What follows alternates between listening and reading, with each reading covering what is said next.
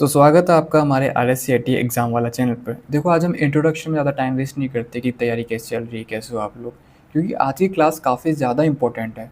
तो हम क्लास के बारे में ही बात करते हैं। ओके, तो मैं आपको अगर पिछली क्लासेस के बारे में बताऊँ तो फर्स्ट क्लास में हमने कुछ गवर्नमेंट स्कीम्स के बारे में पढ़ा था। यानी गवर्नमेंट स्कीम्स के कुछ क्वेश्चंस किए थे जो आपके RSCIT के एग्ज़ाम में आते हैं। ओके, कुछ 15 क्वेश्चंस हमने किए होंगे। उससे जो नेक्स्ट क्लास थी उसमें हमने कुछ टेक्निकल क्वेश्चंस करे थे, यानी कंप्यूटर के बारे में, CPU, मॉनिटर, माउस, इन सब के बारे में। ठीक है, वहाँ पर भी मैंने आपसे कुछ 25 क्वेश्चन पूछे होंगे। ठीक है, लेकिन अब जैसे कि आपको पता है कि आपकी RSCIT की एग्ज़ाम काफ़ी ज़्यादा नज़दीक है, तो हमें उसी लेवल के अकॉर्डिंग तैयारी करनी होगी। तो इस क्लास में मैं आपसे 35 क्वेश्चन पूछूंगा और RSCIT में आपके आते भी 35 ही क्वेश्चन हैं। एक बार फिर से रिपीट कर देता हूँ, इस क्लास में 35 क्वेश्चन की प्रैक्टिस करेंगे और RSCIT के एग्जाम में भी 35 क्वेश्चन ही पूछे जाते हैं आपसे। तो उसके अकॉर्डिंग ये क्लास आज की बनाई गई है और मैं आपको कुछ चीज़ें पहले क्लियर कर देता हूँ। इस क्लास में आपको गवर्नमेंट स्कीम्स, जो डिजिटल गवर्नमेंट स्कीम्स होती है जो RSCIT एग्जाम पूछी जाती है, उसके भी क्वेश्चंस है, टेक्निकल क्वेश्चंस भी है, और सबसे इम्पोर्टेंट बात, RSCIT के एग्जाम में सबसे ज़्यादा जो क्वेश्चन बनते हैं ना वो बनते हैं माइक्रोसॉफ्ट ऑफिस से, यानी विनवर्ड और एक्सेल से। ठीक है, MS एक्सेल। तो उसके भी क्वेश्चन यहाँ पर काफ़ी ज़्यादा है। देखो फर्स्ट क्वेश्चन ही MS एक्सेल का है।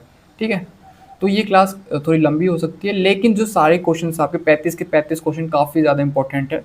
आप ये क्लास ज़रूर देख के जाइएगा। ओके, तो अब ज़्यादा टाइम वेस्ट नहीं करते, सीधा मैं आपको क्वेश्चंस करवाता हूँ। तो हमारा जो फर्स्ट क्वेश्चन है वो है, एक सेकंड पेन ऑन कर लेता हूँ मैं, जस्ट एक सेकंड, रेडी से रहेगा। हाँ, ओके। ओके, अब क्लास स्टार्ट करते हैं। आपका जो फर्स्ट क्वेश्चन है वो है, MS एक्सेल में वी लुकअप फंक्शन का उपयोग मुख्य रूप से किसके लिए किया जाता है? आपके सामने चार ऑप्शन है। डेटा को शॉर्ट करने के लिए, एक टेबल से दूसरी टेबल में वैल्यू सर्च लाने के लिए, केवल योग्य निकालने के लिए, चार्ट बनाने के लिए। बताइए।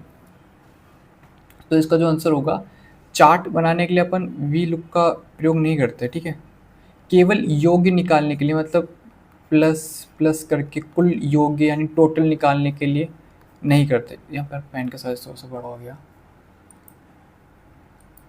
ये वाला सही है। ओके, एंड ओह शिट, हाँ, एक टेबल से दूसरी टेबल में वैल्यू सर्च करने के लिए आपका बिल्कुल राइट आंसर है, डेटा को शॉर्ट करने के लिए नहीं। ओके, नेक्स्ट क्वेश्चन की तरफ बढ़ते हैं। हाँ, MS वर्ड में ट्रैक चेंजेस MS वर्ड में ट्रैक चेंजेस फीचर का क्या कार्य है? टेक्स्ट को बोल्ड करना यानी गहरा करना, जैसे कि ये लाइट हो गया, अब इसको मैं हल्का सा दबा करता हूँ, ये बोल्ड हो गया। ठीक है, ठीक है। और डॉक्यूमेंट में किए गए बदलावों को ट्रैक और रिव्यू करना, पेज मार्जिन सेट करना, इमेज इंसर्ट करना। बताइए। तो इसका जो आंसर होगा वो होगा डॉक्यूमेंट्स में किए गए बदलावों को ट्रैक करना। देखो यहाँ पर क्वेश्चन में ही लिखा है ट्रैक चेंजेस फीचर का क्या कार्य है। अब ट्रैक चेंजेस क्या करेगा? ट्रैक ही तो देखेगा ना। ट्रैक मतलब होता है एक तरीके से हिस्ट्री टाइप की, कि अगर कोई चेंज हुआ है तो क्या चेंज हुआ है, अगर अपन फाइल में कोई एडिटिंग करते हैं तो क्या एडिटिंग हुई है, तो उसे अपन ट्रैक चेंजेस कहते हैं। ठीक है, नेक्स्ट क्वेश्चन की तरफ बढ़ते हैं। तीसरा क्वेश्चन, हाँ, निम्न में से कौन सा एक्सेल फंक्शन कंडीशनल योग्य निकालता है?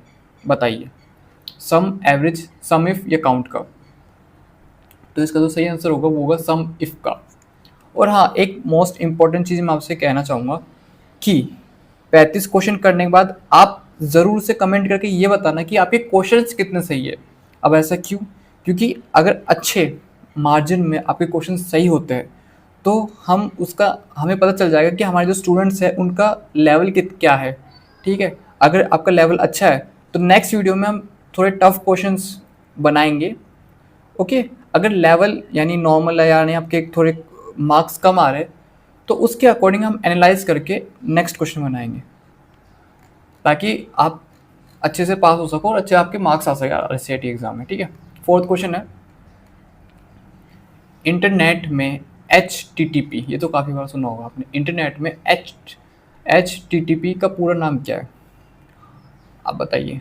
देखो, हाइपर टेक्स्ट ट्रांसफर प्रोटोकॉल, आपको ऑप्शन भी पढ़ना आना चाहिए, क्योंकि कभी कभी क्या है, ये सेम सेम दिखते हैं। देखो यहाँ पर हाइपर लिखा है, यहाँ पर भी हाइपर लिखा है, यहाँ पर ट्रांसफर लिखा है, यहाँ पर ट्रांसफर टेक्स्ट प्रोटोकॉल, काफ़ी जो क्वेश्चंस होते हैं ना ऐसे फुल फॉर्म वाले, वो एक जैसे ही दिखते हैं, तो वहाँ पर कंफ्यूज हो सकते हो। इसलिए आपको हल्का फुल्का पढ़ना भी आना चाहिए। वैसे इतना कोई ज़रूरी नहीं है, ये तो आपको बता रहा हूँ मैं, आपको अच्छा रहता है कि थोड़ी स्किल भी डेवलप करनी चाहिए मत वो, ठीक है, इंग्लिश तो आनी चाहिए। हाँ, hyper text transfer protocol, high text transfer process, hyper transfer text protocol या host text transfer protocol, answer बताइए। तो देखो, इसका साफ साफ जो आंसर है वो है फोर्थ वाले का ना, फोर्थ वाले का है hyper text transfer protocol. Okay, पांचवें क्वेश्चन की तरफ बढ़ते हैं। हाँ, MS एक्सेल में पिवोट टेबल का मुख्य उपयोग क्या है? ओके, डेटा को सारांशित यानी समराइज करना, सारांशित मतलब छोटा करना, काफ़ी बड़ा डेटा है उसको बना के उसको छोटा करना यानी शॉर्ट एंड स्वीट, और एनालाइज करने के लिए, ठीक है, छोटा करके एनालाइज करने के लिए, केवल फॉर्मूला लिखने के लिए, टेक्स्ट एडिट करने के लिए, या स्लाइड बनाने के लिए? अब बताओ आंसर। तो ये जो टेबल्स होती है वो किस काम में आती है? मान लीजिए आप क्या, बहुत सारा डेटा है जो ऐसे पड़ा है, कोई यहाँ पर, कोई यहाँ पर, कोई यहाँ पर, कोई यहाँ पर, कोई यहाँ पर, कोई यहाँ पर, कोई यहाँ पर, मतलब काफ़ी ज़्यादा चीज़ें हैं जो एकदम मिक्स हो रखी है चीज़ें। अब अपन टेबल क्या करते हैं, अपन कुछ भी, जैसे आपको पढ़ाई करनी है, अपन एक रूटीन बनाते हैं ना, स्टडी टाइम टेबल, तो उधर अपन अच्छे से उन चीज़ों को, जो काफ़ी सारी चीज़ें होती है उनको अपन शॉर्ट करके लिखते हैं, ऐसे करके समराइज, ठीक है, शॉर्ट करके लिखते हैं और काफ़ी उसको अरेंज करके लिखते हैं ताकि हमें समझने में उसको आसानी हो, ठीक है। नोट्स भी अपन ऐसे बनाते हैं ना, कोई चीज़ बहुत ज़्यादा हो तो टेबल बना लेते हैं और उसको फिर आराम से, ताकि वो समझ में आ सके। यहाँ पर डेट लिख दी, ये काम इस डेट को हुआ था, उस डेट को क्या क्या हुआ था, तो ऐसे टेबल बना के लिखने में काफ़ी आसान रहता है ना, तो उसे हम कहते हैं पिवोट टेबल, यानी डेटा को समराइज करना, डेटा को छोटा करना, अरेंज करना और एनालाइज करना, यानी उसका एनालाइज का आपको हिंदी में कैसे बताओ, एनालाइज मतलब उसको परखना कि कैसा है, कहाँ पर कैसा है, कहाँ पर कैसा है। ओके, तो केवल फॉर्मूला लिखने के लिए, टेक्स्ट एडिट करने के लिए, स्लाइड बनाने के लिए नहीं होगा, डेटा को समराइज यानी छोटा और एनालाइज करने के लिए, परखने के लिए। नेक्स्ट क्वेश्चन, छठा question, cyber attack. Cyber attack वो पता ही होगा, यानी जो स्कैम होते हैं आपके फ्रॉड के लिए, कि आपके बैंक में हमने 25,000 रुपये डाल दिए है, हेलो सर आपकी लॉटरी लग गई है, उस टाइप से, ठीक है। रैंसमवेयर, ओके, साइबर अटैक में रैंसमवेयर में क्या करता है? केवल स्पैम भेजता है, पासवर्ड चुराता है, सिस्टम को स्लो करता है, या फाइलों को इनक्रिप्ट करके रैंसम मांगता है? बताइए छठे का आंसर। तो जो छठे का आंसर होगा वो होगा डी, फाइलों को इनक्रिप्ट करके रैंसम मांगता है, ठीक है। सिस्टम को स्लो करता है नहीं, केवल स्पैम भेजता नहीं, पासवर्ड चुराता नहीं, ओके।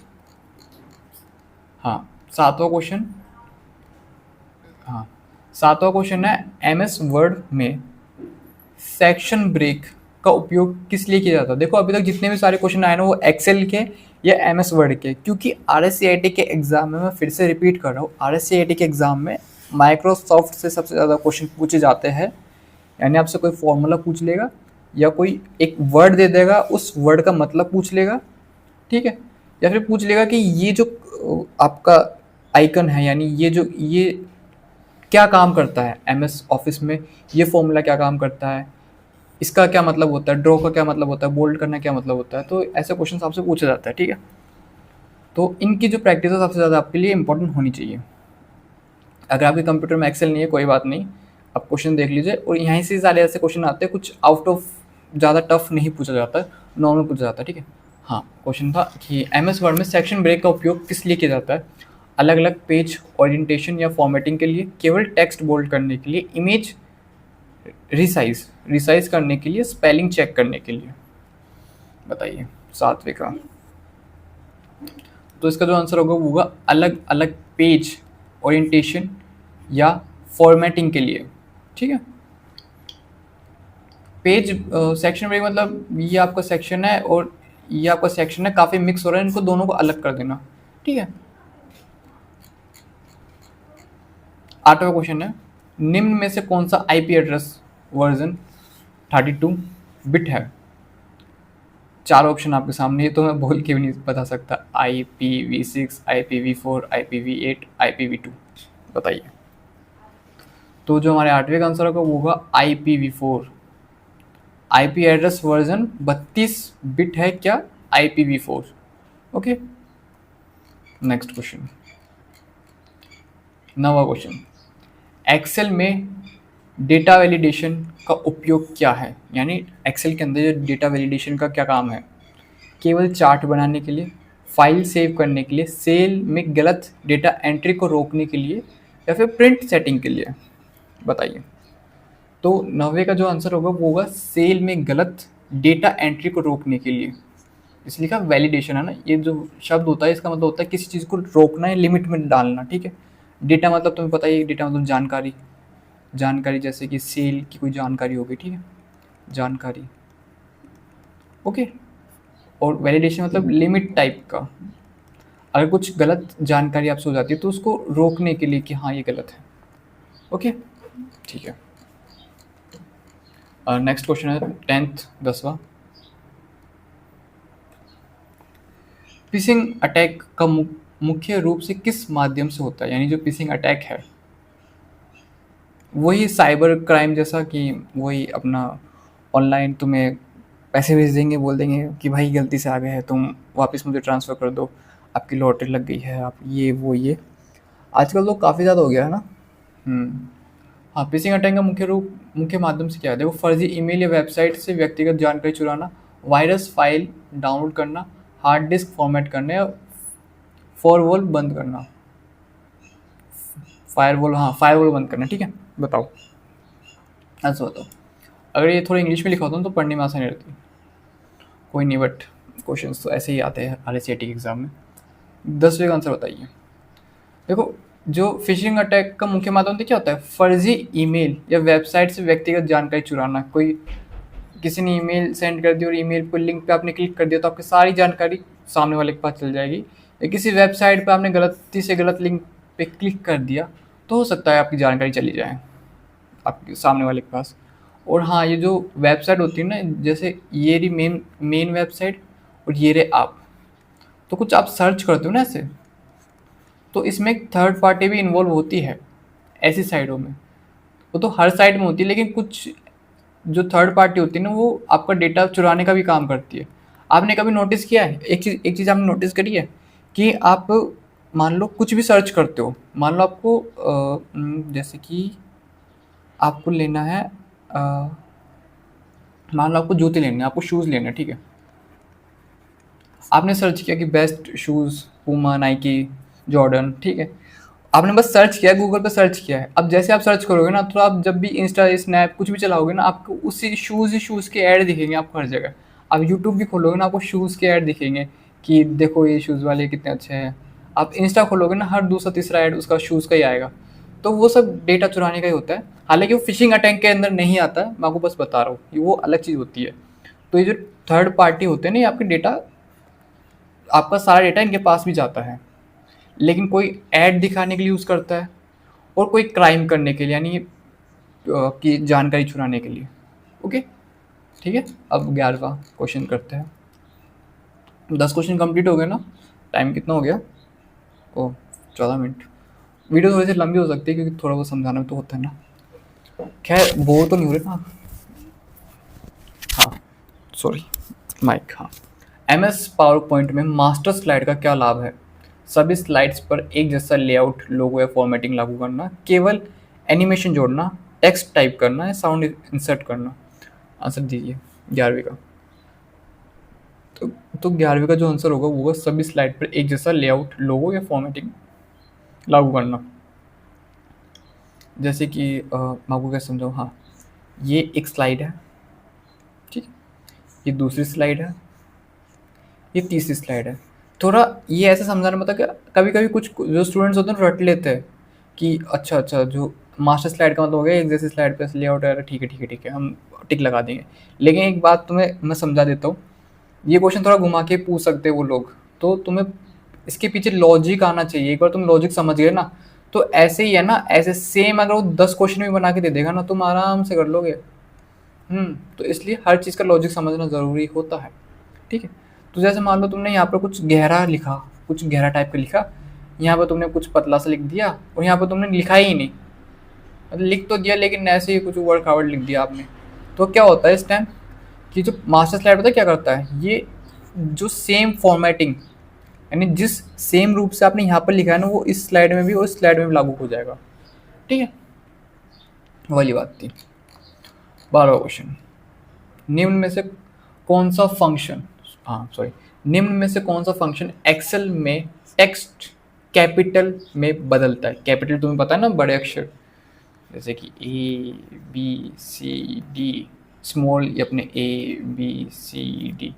ठीक है, मुझे बताओ लोअर अपर प्रॉपर ट्रिम, ये मैं तुम्हें समझाना ज़रूरी है क्योंकि ये हर एक बार हर एग्ज़ाम में क्वेश्चन, सॉरी ये आपके R S C I T के एग्ज़ाम में भी नहीं, दूसरे एग्ज़ाम में सॉरी सॉरी सॉरी सॉरी थोड़ा हल्की फुल्की मिसप्रोनाउंसिएशन हो जाती है। हाँ वेट, तो मैं ऐसे कहना चाहता था कि ये जो है ना ये क्वेश्चन, ये ज़रूरी नहीं आपके R S C I T के एग्ज़ाम में पूछे जाए, ये दूसरे एग्ज़ाम में पूछे जा सकते हैं जो आपके जहाँ पर आपके कंप्यूटर का सिलेबस आता हो। ओके, सॉरी यार हड़बड़ाहट के लिए, कभी कभी नर्वस हो जाते हैं यार। अभी बगल में ट्रैक्टर गया था ना, थोड़ा फ्लो बिगड़ गया तो उसके लिए, हाँ कोई बात नहीं। हाँ, तो एक्सेल में टेक्स्ट यानी कुछ भी आपका लिखा हो उसे कैपिटल में बदलने के लिए किसका यूज़ किया जाता है, लोअर का, अपर का, प्रॉपर का, ट्रिम का। तो मैं बताता हूँ लोअर क्या होता है, जैसे मैंने लिखा इसमें लोअर में ना सारे जो वर्ड होते हैं ना, सारे लेटर, सॉरी सारे जो लेटर होते हैं ना वो स्मॉल हो जाता है। जैसे मैंने लिखा R S C I T WALA, तो ये सारे जो लेटर है ना छोटे हैं। अपर क्या काम करता है, जो सारे लेटर होते हैं इनको बड़ा बना देता है, जैसे कि RSCITWALA वाला। तो यहाँ पर सारे जो अक्षर है वो कैपिटल है। तो हमसे क्वेश्चन भी यही पूछा था कि एक्सेल में टेक्स्ट को कैपिटल में बदलता कौन है, अपर बदलता है, लोअर छोटा कर देता है। प्रॉपर क्या करता है, प्रॉपर ये करता है कि तुम्हारा जो वर्ड का जो फर्स्ट लेटर होता है ना उसे बड़ा रखता है। ठीक है, बाकी सब छोटे, जैसे इसमें RS में R बड़ा है, CIT में C बड़ा है, सॉरी CIT में C बड़ा है और वाला में W बड़ा है, ऐसे। और ट्रिम क्या करता है, जैसे कोई स्पेस होता है ना तुम्हारे, जैसे मैं यहाँ पर इसको रफ कर देता हूँ, एक बार रुको, इरेजर खा गया, ये रहा, इसको हल्का सा रफ कर देता हूँ मैं। हाँ, तो ट्रिम क्या करता है, जैसे मैंने लिखा यहाँ पर RS, यहाँ पर तुमने गैप दे दिया और यहाँ पर लिखा CIT, तो ट्रिम CID CIT, ठीक। तो यहाँ पर तुमने जो ट्रिम होता है ये इन दोनों के बीच की दूरियों को ख़त्म करता है। काश ऐसा हो पाता मजाक, ठीक है। तो ये इन दोनों की बीच की दूरियों को ख़त्म करके इन दोनों को साथ ले आता है, RSCIT, समझ गए। ओके, नेक्स्ट क्वेश्चन, 12 क्वेश्चन हो गए। 13वां क्वेश्चन, फायरवॉल फायरवॉल किस स्तर पर काम करता है। 13वें का आंसर बताइए आप।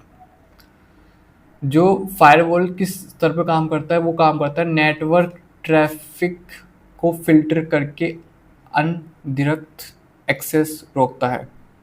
नेटवर्क ट्रैफिक यानी कैसे, हाँ जैसे कि नेटवर्क पे कभी कभी होता है ना, काफ़ी ज़्यादा लोड पड़ता है, खूब ज़्यादा, तो उसको फ़िल्टर करता है कि ओके, फ़िल्टर करके उसको अरेंज करके बिल्कुल सही दिशा में पहुँचाता है, उसे अपन फायर वॉल का वही काम होता है। ओके, इंटरनेट स्पीड बढ़ाता है नहीं, डेटा बैकअप लाता है नहीं, केवल वायरस को स्कैन करता है नहीं। ओके, 14 क्वेश्चन, 14वां क्वेश्चन, MS वर्ड में स्टाइल्स का उपयोग क्या किया जाता है। पूरे डॉक्यूमेंट में कंसिस्टेंट फॉर्मेटिंग के लिए, केवल पेज नंबर डालने के लिए, इमेज क्रॉप करने के लिए, टेबल बनाने के लिए। देखो टेबल बनाने के लिए तुम्हें कुछ और बताया था मैंने, वो पिवोट टेबल याद है तुम्हें, ठीक है, अभी थोड़ी देर पहले क्वेश्चन करके आए थे अपन।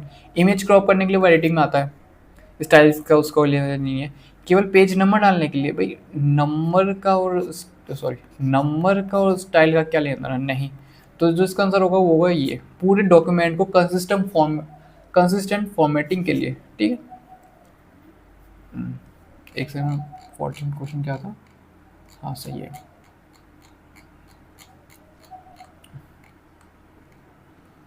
DNS का पूरा नाम, DNS का पूरा नाम बताइए आप। तो जो DNS का पूरा नाम होता है वो होता है domain name system. Okay. D मतलब डोमेन, एन मतलब नेम और एस मतलब सिस्टम। ये नहीं होंगे, आप तो बस इसको याद कर लीजिए। फुल फॉर्म तो मैं ऐसे कहना चाहूँगा, तुम इनको नोट ही कर लिया करो फुल फॉर्म्स को, तो क्योंकि और चीज़ तुम्हें याद रहे या ना रहे, जो फुल फॉर्म होती है ना वो याद रहनी चाहिए। जैसे कि पैन कार्ड की फुल फॉर्म हो गई, और किसी जैसे DNS की भी फुल फॉर्म पूछी थी, PPT की फुल फॉर्म, HTTP की फुल फॉर्म, WW की फुल फॉर्म। ओके, ये सब तुम्हें याद रहनी चाहिए, और इनसे क्वेश्चन तो आते आते एक ना एक क्वेश्चन तो मिल ही जाता तुम्हारे सेट में। हाँ, 16वां क्वेश्चन है, एक्सेल में इफ फंक्शन का सिंटैक्स मुख्य रूप से क्या है? अच्छा देखो, एक्सेल में इफ फंक्शन का सिंटैक्स मुख्य रूप से क्या है? सिंटैक्स कहे तो काम, सिंटैक्स कहे तो काम क्या है? If condition, value, if true, if false. Sum ये जो ये है ना, ये जितने भी चार ऑप्शन, ये सबके सब फॉर्मूलाज है जो एक्सेल में काम आते हैं अपने। सारे फॉर्मूला अलग अलग काम आते हैं। और सिंटैक्स तुम्हें मैं कैसे एक्सप्लेन करूँ, जैसे कि तुम फॉर्मूला अगर लगाते हो ना, फॉर्मूला किस काम के लिए लगा रहे हो, उनका जो सिंटैक्स है उसका उद्देश्य क्या है। जो फॉर्मूलाज होते हैं उनके फुल फॉर्म भी होते हैं, कुछ टाइप से आप मान लीजिए, फुल फॉर्म नहीं, लेकिन सिंटैक्स यानी इनको कैसे यूज़ किया जाता है वो है उस टाइप से। ठीक है। तो कंडीशन, वैल्यू, इफ ट्रू, यानी कंडीशन निकाल, इफ का जो फॉर्मूला होता है ना वो कंडीशन निकालने के लिए होता है कि जो कंडीशन सही है या कंडीशन फॉल है, गलत है। ठीक है। तो यहाँ पर क्या था, एक्सेल में इफ फंक्शन का सिंटैक्स मुख्य रूप से क्या है, तो वो है ए, कंडीशन निकालने के लिए होता है कि कंडीशन सही है, कंडीशन गलत है। ठीक है। अब बात करते हैं 17वें क्वेश्चन की। ज़ीरो डे अटैक क्या है? ज़ीरो डे अटैक क्या है? केवल पासवर्ड क्रैक करना, ईमेल स्पैम भेजना, सॉफ्टवेयर के अज्ञात वल्नरेबिलिटी को तुरंत एक्सप्लॉइट करना, वल्नरेबिलिटी हाँ को एक्सप्लॉइट करना, फाइल डिलीट करना। 17वें का आंसर बताइए। 17वें का जो आंसर होगा वो होगा सॉफ्टवेयर को अज्ञात वल्नरेबिलिटी का तुरंत एक्सप्लॉइट करना। ठीक है, वल्नरेबिलिटी। हाँ, 18वां क्वेश्चन है। हाँ, 18वां क्वेश्चन है, MS एक्सेल में कंडीशनल फॉर्मेटिंग का उपयोग किसके लिए है? 18वें का, MS एक्सेल में कंडीशनल फॉर्मेटिंग का उपयोग किसके लिए है? तो इसका जो आंसर होगा वो होगा डी, सेल्स को वैल्यू के आधार पर ऑटोमेटिक कलर या स्टाइल देने के लिए। सेल्स को वैल्यू के आधार पर कैसे? जैसे मान लो कोई बहुत ज़्यादा अच्छी सेल हो गई तो उसको ग्रीन कलर दे दिया, नॉर्मल सेल हुई तो उसको येलो कलर दे दिया या ऑरेंज कलर दे दिया, लेकिन बहुत ख़राब सेल हुई तो उसको रेड कलर दे दिया। ठीक, तो कंडीशनल फॉर्मेटिंग वो होती है। 18वां। अब बात करते हैं अपन 19वें क्वेश्चन की। 35 क्वेश्चन टोटल, यानी अब बचे हैं कुछ 11 क्वेश्चन हो बचे है ना। हाँ, SSL TLS का मुख्य कार्य क्या है? 19वां, वेबसाइट पर सुरक्षित इनक्रिप्टेड कनेक्शन प्रदान करना, सुरक्षित यानी इनक्रिप्टेड कनेक्शन प्रदान करना, केवल इमेज लोड करना, या डेटा रीड करना या स्पीड बढ़ाना। तो SSL TLS का जो मुख्य कार्य होता है वो होता है वेबसाइट पर सुरक्षित इनक्रिप्टेड कनेक्शन प्रदान करना। ओके, थोड़ी अब स्पीड बढ़ा लेते हैं, जहाँ समझाना पड़ेगा वहाँ पर समझा दूंगा, नहीं तो मैं सारे आंसर टिक कर देता हूँ, क्योंकि नहीं तो वीडियो लंबी हो जाएगी और टाइम भी इतना नहीं है। हाँ, तो अब बात करते हैं 20वें क्वेश्चन की तरफ। अभी कुछ प्रॉब्लम हो गई थी टेक्निकल, इसलिए मैं वीडियो थोड़ी सी कट करनी पड़ी, ओके। बट 20वें क्वेश्चन की बात करते हैं, वो है एमएस वर्ड में मेल मर्ज यानी मेल्स को मिलाना में डाटा सोर्स क्या होता है? रिसिपिएंट की जानकारी वाला एक्सेल या डाटाबेस फाइल, केवल टेम्पलेट, इमेज फाइल या पीडीएफ फाइल। है वो पीडीएफ फाइल कोई सोर्स नहीं होता इधर मेल मर्ज के अंदर, ईमेल फाइल नहीं होती है, केवल टेम्पलेट भी नहीं होता है, रिसिपिएंट की जानकारी वाला एक्सेल या डेटा बेस फाइल, ओके। आपका जो ए आंसर होगा वो बिल्कुल सही होगा 20वें के अंदर। अब बात करते हैं 21वां जो क्वेश्चन है, वो है Trojan house. Trojan house, sorry, Trojan horse है वो, हाउस बोल दिया, ठीक है। ट्रोजन हॉर्स और वायरस में मुख्य अंतर क्या है? दोनों में फ़र्क क्या होता है? दोनों एक जैसे, तो इधर अंतर क्यों पूछता? अगर दोनों एक जैसे ही तो अंतर क्यों पूछता? नहीं, ऐसा कोई अंतर डिफरेंस मुझे लगता नहीं कि इसमें होगा। कुछ क्वेश्चन पहले ही कट कर देने चाहिए, ताकि आपके, अगर आपको आंसर नहीं भी आता ना, तो सही आंसर अगर तुम तुक्का भी लगाओ ना, तो उसके चांसेस काफ़ी ज़्यादा बढ़ जाते हैं अगर तुम ऐसे ऑप्शन को कट करके अलग से निकाल देते हो ना, इसलिए। ट्रोजन केवल स्पीड कम करता है,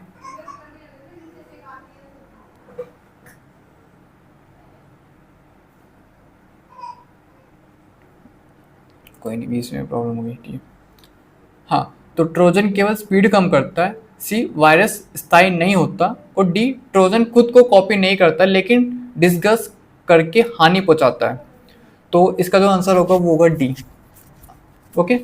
डी इसका आंसर होगा। ट्रोजन खुद को कॉपी नहीं करता लेकिन डिस्कस करके हानि पहुंचाता है। वायरस भी हानि पहुंचाता है, दोनों में इतना अंतर है कि वो खुद को कॉपी नहीं करता है बस, और डिस्कस करके हानि पहुंचाता है। लेकिन जो वायरस होता है वो वैसे ही घुस के हानि पहुंचा देता है, आपकी जो फाइल्स में वैसे प्रॉब्लम क्रिएट कर देता है, ठीक है। अब बात करते हैं 22वें की। अब बात करते हैं 22वें क्वेश्चन की तरफ।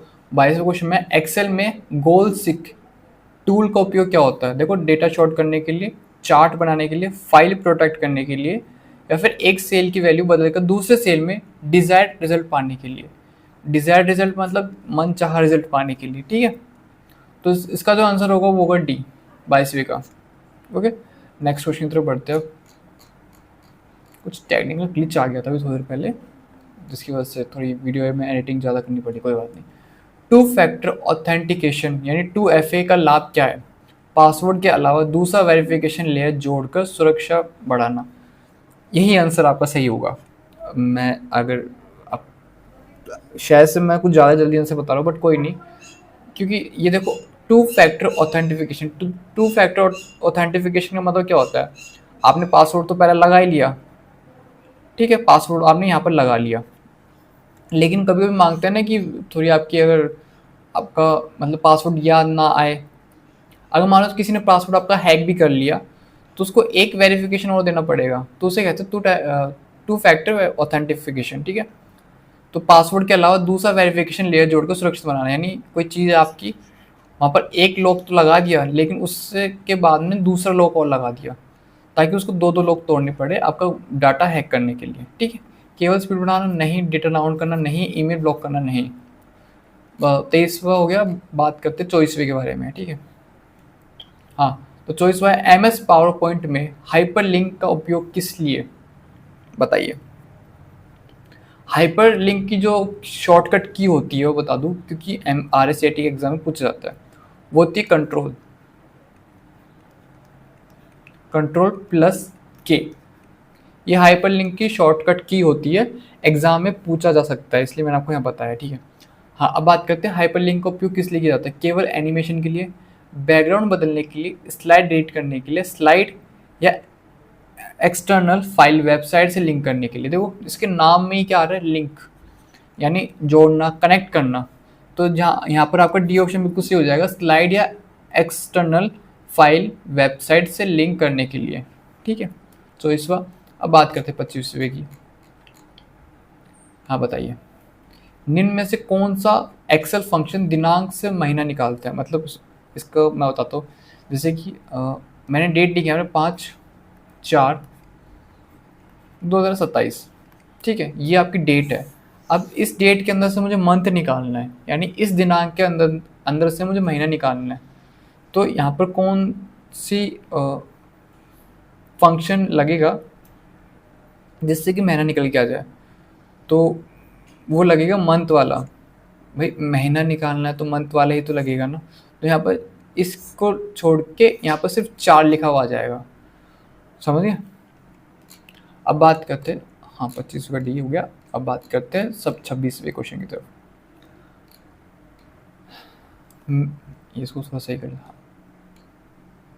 हाँ 26वां क्वेश्चन है, man in the middle attack क्या है? कम्युनिकेशन के बीच घुसकर डेटा इंटरस्पेक्ट करना, केवल वायरस भेजना, पासवर्ड भूल जाना, या फायरवॉल्स इंस्टॉल करना। तो यहाँ पर आपके 4 ऑप्शन है, मुझे बताइए आंसर क्या होगा। देखो man in the middle attack यानी मैन यानी इंसान, इन दी मिडल, मिडल यानी बीच में अटैक करना, इंसान के बीच में अटैक करना।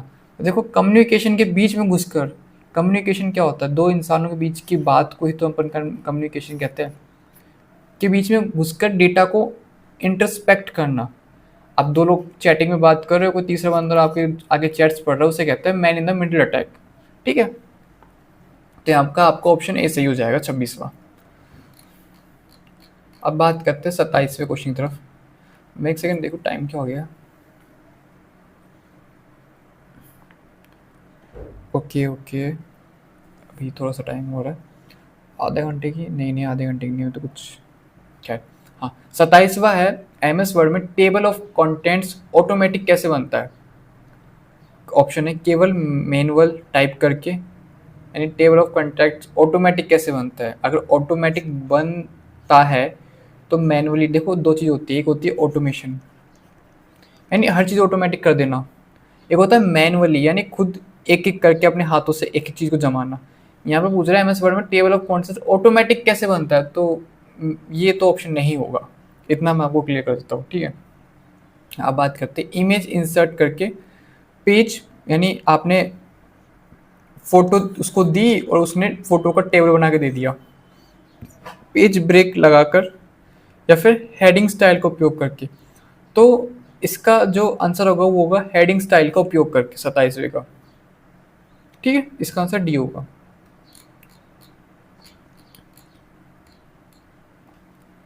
तो 28वां क्वेश्चन है, क्लाउड कंप्यूटिंग में IaaS का मतलब क्या है? फर्स्ट क्वेश्चन है infrastructure as a service, internet as a service, information as a service, या interface as a service. 4 option आपके सामने है। आप इसका आंसर इसका आंसर टाइप क्या ही करोगे, बहुत लंबा हो जाएगा। ठीक है, तो इसका जो आंसर होगा वो होगा infrastructure as a service. Okay, cloud compounding में IaaS का मतलब होता है इंफ्रास्ट्रक्चर एज ए सर्विस। ठीक है, 28वां हो गया। बात करते हैं 29वें की। सारे क्वेश्चन आपने देख लिए, जितने भी इसमें मैक्सिमम क्वेश्चन, अगर 35 क्वेश्चन है, 35 में 30 क्वेश्चन तो अपने माइक्रोसॉफ्ट के होंगे। माइक्रोसॉफ्ट यानी win, word, notepad, MS Excel, इनकी होंगे। ठीक है, 29वें की बात करते हैं। एक्सेल में अरे फॉर्मूला अरे formula control plus shift plus enter का उपयोग कब होता है? यानी जो फॉर्मूला है, फॉर्मूला का नाम है अरे फॉर्मूला, और ये इसकी की होती है, ये दबाकर, ठीक है, का उपयोग कब होता है बताइए। 29वें का, अगर कोई एक्सेल यूज़ करता है उसको तो पता ही होगा। तो इसका जो आंसर होगा, देखो केवल सिंगल वैल्यू के लिए ना, चार्ट बनाने के लिए ना, एक फॉर्मूला से मल्टीपल सेल्स में रिजल्ट लाने के लिए, बिल्कुल सही। सी आपका सही आंसर होगा। डी प्रिंट करने के लिए नहीं ना, प्रिंट करने के लिए तो अलग होती है। हाँ 30वां क्वेश्चन है, डिजिटल सिग्नेचर यानी अपने जो डिजिटल सिग्नेचर होते हैं का मुख्य उद्देश्य क्या है? केवल फाइल को इंक्रिप्ट करना, डॉक्यूमेंट की ऑथेंटिसिटी और इंटीग्रिटी सुनिश्चित करना, या स्पीड बढ़ाना है, बैकअप लेना। 30वें का आंसर बताइए। 30वें का जो आंसर होगा वो होगा बी, डॉक्यूमेंट में ऑथेंटिसिटी या इंटीग्रिटी को सुनिश्चित करना। ठीक है, 31वें क्वेश्चन के बारे में बात करते हैं। 31वां क्वेश्चन है, MS एक्सेल में व्हाट इफ एनालाइज का हिस्सा कौन सा है? सिनेरियो मैनेजर, गोल सीक, डेटा टेबल, केवल पिवोट टेबल, कंडीशनल फॉर्मेटिंग, या फिल्टर। 31वां, तो 31वें का जो आंसर होगा वो होगा ये, scenario manager, goal seek, data table. What if analyse का हिस्सा होता है ये। व्हाट इफ तुम्हें बता दो ना, इफ का फॉर्मूला किसी चीज़ के बारे में एनालाइज करना, तो ये सब एनालाइज करने में काम आते हैं। ठीक है, डेटा टेबल तुम्हें पता है, डेटा की अगर टेबल होगी तो उसको एनालाइज करना काफ़ी आसान रहेगा। गोल स्टिक तुम्हें बता ही दिया था, पिछला क्वेश्चन आया था, सिनेरियो मैनेजर में भी यही होता है। ठीक है, हाँ 32वां क्वेश्चन है,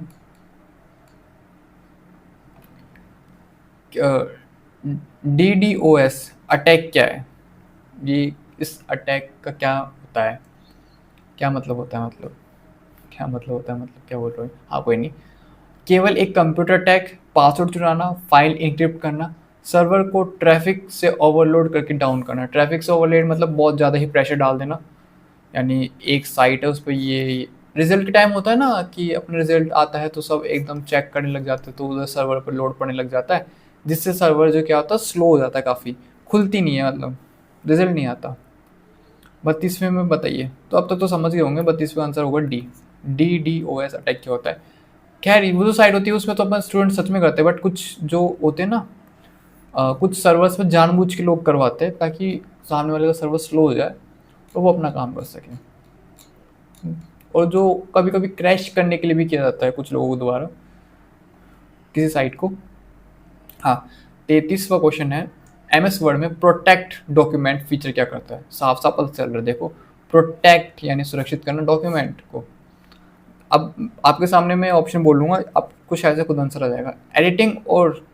एडिटिंग को रेस्ट्रिक्ट या पासवर्ड प्रोटेक्ट करता है, केवल स्पेलिंग चेक करता है। अरे प्रोटेक्ट करना तो स्पेलिंग थोड़ी ना चेक करेंगे, प्रोटेक्ट डॉक्यूमेंट में इमेज थोड़ी ना एडिट करेंगे, पेज नंबर थोड़ी ना डाल, मतलब तुम पढ़ो खुद, प्रोटेक्ट डॉक्यूमेंट में पेज नंबर थोड़ी ना डालेगा इसमें, तो इसमें ए आंसर आ जाएगा, 33वें का आएगा ए। ओके, अब बात करते हैं 34वां क्वेश्चन है, निम्न में से कौन सा प्रोटोकॉल ईमेल रिसीव करने के लिए इस्तेमाल किया जाता है? यानी ईमेल रिसीव करने के लिए, अगर ईमेल आया है तो उसे रिसीव करने के लिए कौन सा प्रोटोकॉल यूज़ किया जाता है? तो उसका जो आंसर होगा वो होगा कौन सा, बी वाला, POP3 और IMAP, ये रिसीव करने के काम आते हैं, और जो SMTP होता है ना, ये सेंड करने के काम आता है, भेजने के काम आता है।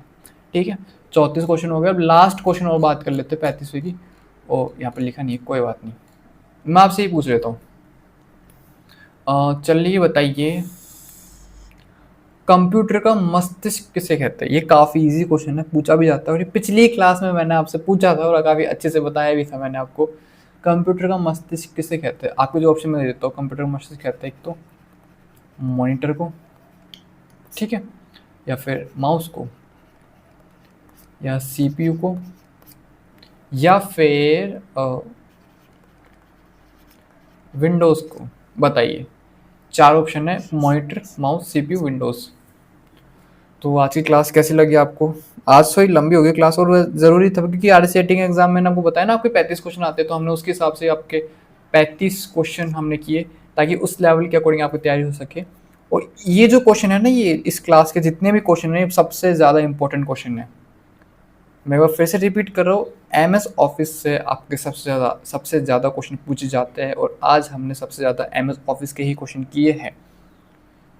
तो इस क्लास को तुम नोट करो, तुम देख लेना, चाहे तुम बार बार वीडियो देख के प्रैक्टिस कर लो, वो देख लेना, या फिर तुम्हें जो क्वेश्चन इंपॉर्टेंट लगे उसका स्क्रीनशॉट लेके रख लो। नहीं पता, लेकिन तुम देख लेना अपने अकॉर्डिंग तुम्हें कौन सा सूटेबल लगता है, कौन सा कंफर्टेबल लगता है।